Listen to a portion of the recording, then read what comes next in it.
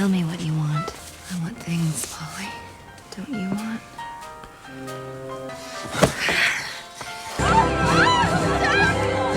World War II had finally come to an end, and one fortunate man managed to survive the horrors of the battlefield and return home. His name was Paul. Paul had married a woman after knowing her for only 3 days. Extraordinarily. I prefer to dine at... Paul! I didn't know you were coming today! However, the very next day, he was called up for military service. It was not until 4 years later that he finally had the chance to reunite with his wife. I went to see Mr. Sweeney to make sure he held your job like he promised. Yet, his wife seemed to show little interest in her husband. All she appeared to care about was making money. In the war, I had time to think about what's important, about what I want out of life. Tell me what you want. Some time. Time's money. My whole life I've been without. And you wear your uniform, won't you? To sell chocolates. Millions and millions of them. After spending one night together, Paul set off on a long journey to sell chocolates. On the train, he happened to meet a young woman who was clearly in trouble. Here, let me help. I'm sorry. He's going to kill me. Her name was Victoria.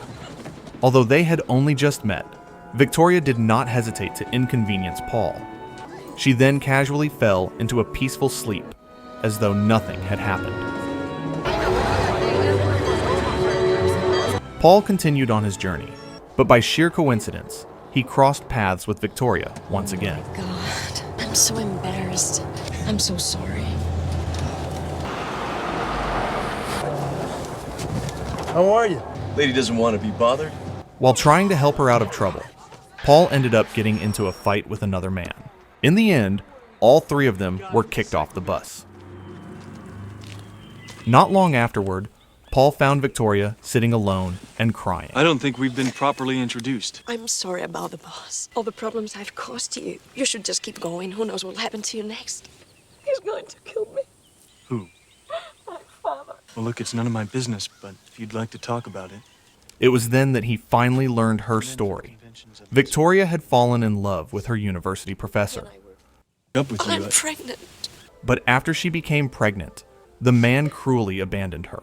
But Victoria, it's a new life coming into the world. That's a miracle in I itself, will right? kill anyone who dishonors my family. I'm sure it's just a figure of speech. It's not. My father means what he says. What worried Victoria most was how her strict and deeply conservative father would react.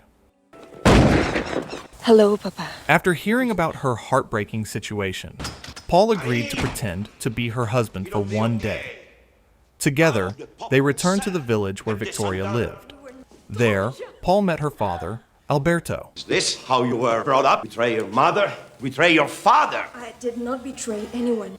When Alberto learned that his daughter was pregnant, he flew into a rage, leaving the entire family shocked and uncomfortable. This. What do you do? I sell chocolate. No. Say something. Welcome to our happy family.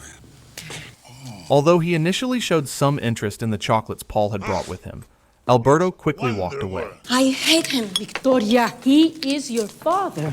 Unable to hold back any longer, Victoria finally confronted her father and revealed all the resentment she had kept buried inside for years. It's my choice who I marry, not his. The heart wants what the heart wants. Everything will be fine. You'll see. Later, during dinner, the entire family became curious about Paul and Victoria's marriage. So, with all the commotion, we never heard the whole story of how you two met. Where are you from? Moline, Illinois. And your parents? I never knew my parents. I grew up in a home. I meant an orphanage. A man with no past and no future. Wonderful. When Alberto heard Paul talk about his past and personal circumstances, he could not hide his disappointment. Paul could no longer endure the tense atmosphere either, so he stood up and left the dinner table. He doesn't pull any punches, does he? You must think they're horrible. When I was a kid, every night I'd climb up to the roof of the orphanage and I'd make a wish on every star I could see. What you have in there? That's no reason for him to treat you that way. A strange man comes into my house, tells me he's married my only daughter and I'm the last to know. Probably act the same way. No, you wouldn't. Well, it's only another 8 hours. I'll be back on the road. Through this incident, Paul and Victoria realized that they held very different views about family. Love each other. That evening, while Victoria's father was still furious with her, her mother was far more understanding. Daughter is a woman.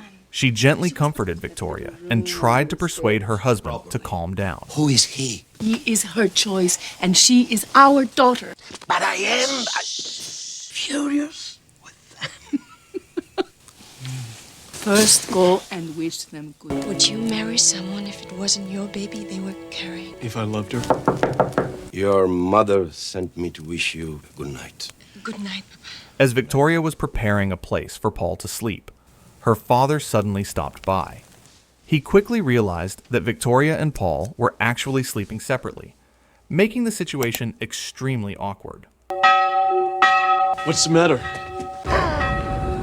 At that moment, an unexpected frost swept through the vineyard just before the grape harvest. A chance! Now!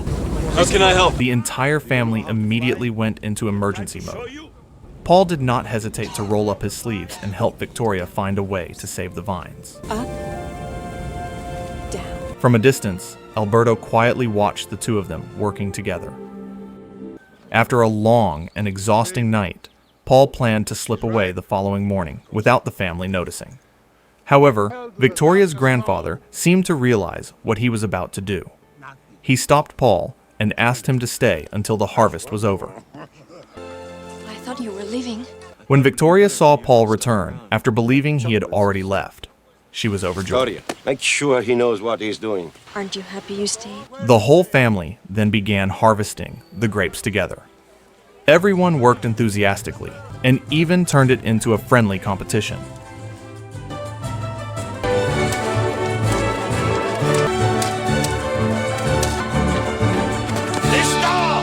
At last, Alberto finally smiled. I have faith in my son, and I have faith in you. But your fly is open.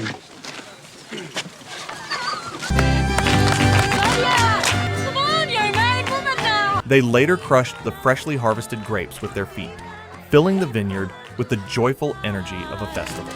See much quick on the beat?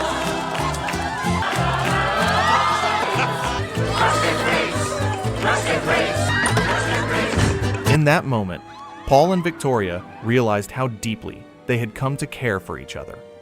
They also began to open up about their feelings. Can't imagine how I want you, but I'm not free, and I won't hurt you that way. But Paul suddenly understood that this was a love he could never truly have. So he hurriedly began avoiding Victoria. Paul found himself torn by conflicting emotions.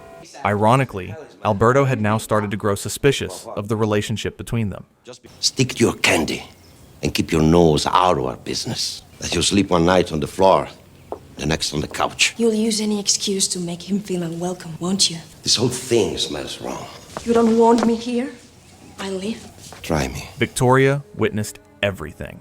Hurt and angry, she turned and walked away. Truth is, she came home because she loves her family. Stay out of our business. Paul was about to leave, but once again, Victoria's grandfather stopped him. Are you all right? He only went to work. He will come back. Meanwhile, believing that Paul had already gone, Victoria was overwhelmed with sadness. Did you talk to her? I tried. Sit down. No. I'll miss my bus again. In truth, Paul had stayed behind and spent the night drinking with Victoria's grandfather. The old man wanted to give him a chance to properly confess his feelings to his granddaughter. You be strong. Encouraged by him, Paul began to sing. His voice woke everyone in the house, while Victoria quietly watched him from her window. But contrary to what Paul had hoped, Victoria hesitated. Hurt by her reaction, Paul sadly turned away and left. The following day, the village held its annual wine festival. From a distance, Paul quietly watched Victoria. I will now recite the blessing of the harvest. Be blessed with the full measure of love, health, and happiness. Amen. Amen. Your serenade was very beautiful. Will you toast with me? The two of them shared their final moments together. May I introduce Paul Sutton, my new Alberto son? proudly introduced Paul to the villagers. What? I can't be proud? By then, he'd officially accepted him as his son-in-law and even wanted to arrange their wedding immediately. Tonight, listen to me. I give my daughter's hand in marriage. You are all invited. Victoria was completely overwhelmed. We have to tell them. No, I have to tell them.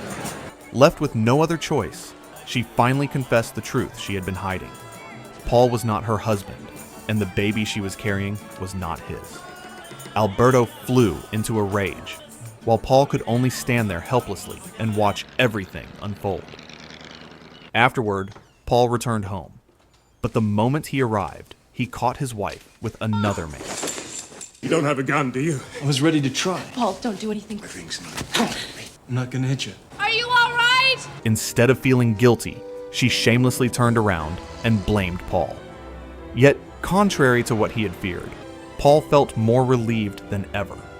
Mr. Aragon, I owe you an apology, sir. Get off my land. I wanted to protect her. Stay away from her. I've come to ask you for her hand in marriage. Without hesitation, he rushed back to Victoria's home. However, Alberto still felt that Paul had deceived him. Drunk and furious, he lost his temper and accidentally started a fire. Within moments, the flames spread across the entire vineyard. The whole family desperately tried to put out the fire, but it quickly grew out of control. In the end, they could do nothing but stand there helplessly as everything they had built was consumed by the flames. The next morning, the family was left devastated after losing everything. Alberto was filled with regret over the terrible thing he had done. Just then, Paul walked into the burned vineyard. As he inspected the damage, he discovered that one grapevine was still alive. Its roots had survived the fire. This meant they still had a chance to rebuild the vineyard from the ground up. Hope was once again restored in everyone's hearts. In the end, Alberto truly accepted Paul and gave him his blessing to be with Victoria. And so, their beautiful love story finally came to an end. Thank you for watching until the very end. Your likes and subscriptions are a great source of motivation for us. See ya.